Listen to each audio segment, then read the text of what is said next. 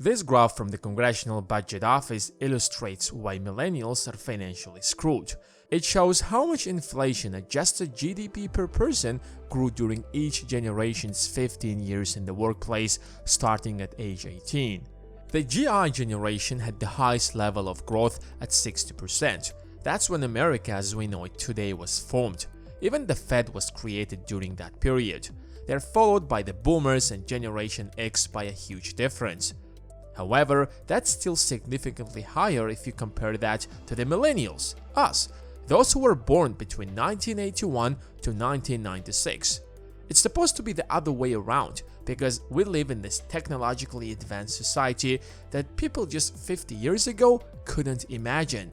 We have things like the internet, cryptos, online banks, overnight shipping, YouTube, and a thing called Google that can literally answer any of your questions in a few seconds. In fact, if you take a look at the pre-pandemic employment rate, at the beginning of 2019, millennials became the largest generation in the United States full-time workforce, surpassing Generation X. But yet, 60% of American adults don't even have an extra $1,000 in case an emergency happens. If you take into account that the student debt has exceeded $1.5 trillion, which makes it $37,584 per student, it becomes crystal clear why millennials are totally screwed, to the point where we can afford nothing. Even if you want to buy a budget car just to be able to drive around, you have to get into debt that will take you many years to pay off. And you will be lucky if you will be able to pay it off in the first place. Even judging by the comments you guys write where you say that you're working day and night at 2 jobs and you still can't save $1,000 a month. I truly understand your circumstances because I've been in such a position in my life and it took me years to get out. And you know what? Saving money isn't the solution. In fact, saving enough money to retire is a horrible strategy because it will never make you rich. So let's find out why you will never become rich by saving money. What is the ideal strategy for financial freedom and how you can become a millionaire with just $5 a day? Yes, you heard that right, with just $5 a day. So give this video a thumbs up and let's get right into it. The most famous financial advice you probably heard is save as much as you can or save for the rainy day. Unfortunately, this is horrible advice. Every dollar that isn't spent today is a dollar worth less tomorrow. Suppose you do your best and save $1 million for your retirement. In that case, that $1 million isn't going to worth $1 million, but rather much less, especially if we are talking about a long period such as 20 or 30 years. Have you paid attention to how prices rise every year? Well, over 20 years, for example, that small difference is going to compound and reduce the real value of your money by a third or half. Retiring with $1 million might seem great today, but 20 or 30 years from now, that's not going to be the case. The Federal Reserve targets the inflation rate of 2 to 3% in the US, so you need to grow your money by at least 2 to 3% to maintain your savings' real value. The ideal place seems like the savings account, right? The bank is going to pay you interest for keeping your money in that bank, and on top of that, you can withdraw your money in case of an emergency. But let's take a look at how much interest you can expect from the bank. You're not going to get even close to 1%, especially since the Fed had lowered interest rates last year. Let's assume hypothetically that you can get 1% interest on your savings. The inflation is 2%, you're still losing money every single year. Of course, not as much as if you have kept your money under your mattress, nonetheless, you're still losing money. So, what should you do? The only reason that makes sense to save money is to create an extra source of income. Instead of saving $1 million, how about buying real estate worth $1 million? Of course, house prices don't rise as much, but they still cope up with inflation at least. The interesting part is that they provide you with a constant passive income of 6, 7 to 8%, assuming it's not a mortgage. Since rent prices also rise together with inflation, you don't have to worry about it since your rental income will keep rising as well. So let's try to answer the question of this video. can you become a millionaire with just $5 a day?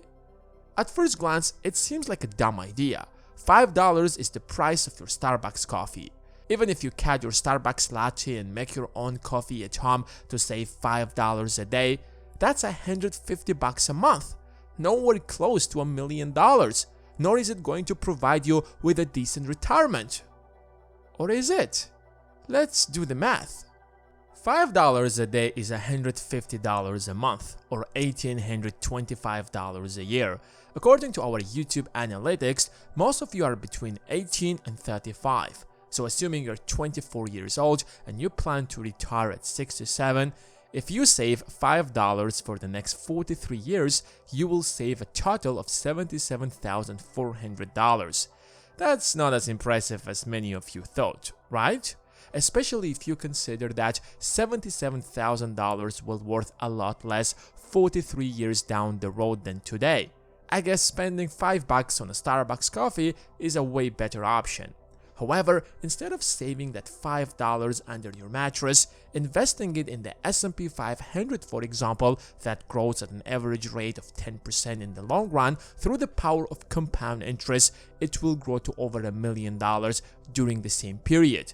To be specific, $1,066,321.24. That's just with $5 a day. Imagine what you can do with more than $5. So, can you become a millionaire with $5 a day? Theoretically, yes.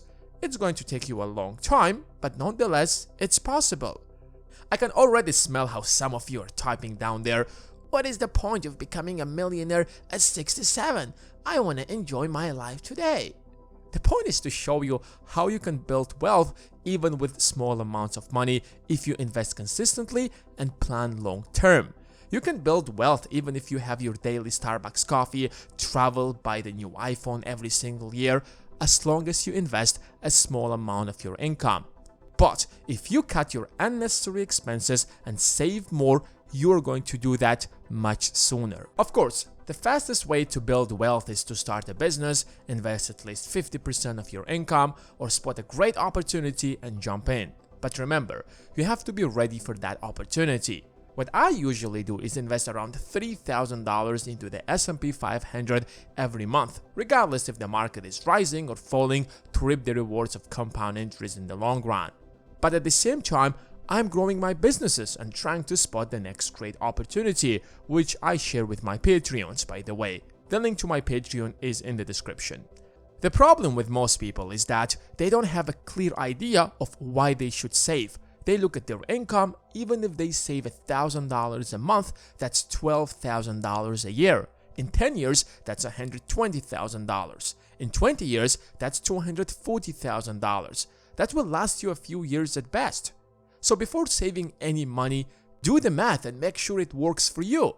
If you are 20 years old, for example, and you invest $1,000 a month in the S&P 500, by the time you're 44, your investment will cross $1 million.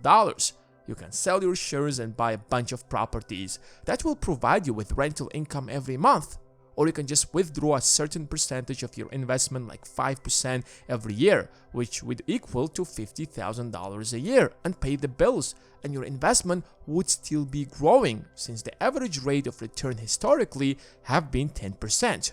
I've explained how is that possible in a previous video, which link I will leave in the description. And now it's time to get some free stocks from Webull if you use the link in the description.